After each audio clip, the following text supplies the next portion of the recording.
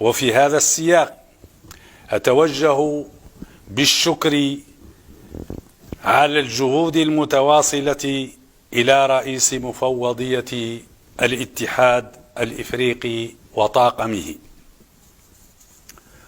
وإذا كان موضوع هذه القمة هو إسكات البنادق،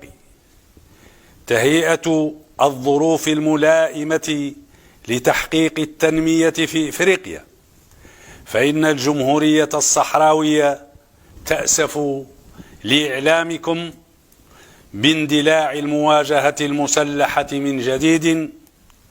بين الجمهورية الصحراوية والمملكة المغربية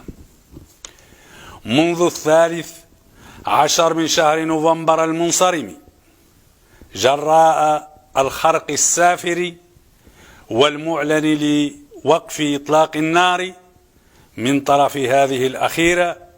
وتنصلها التام من التزاماتها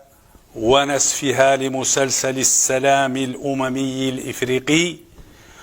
ومضيها في سياسة التوسع نحو أجزاء أخرى من التراب الوطني الصحراوي.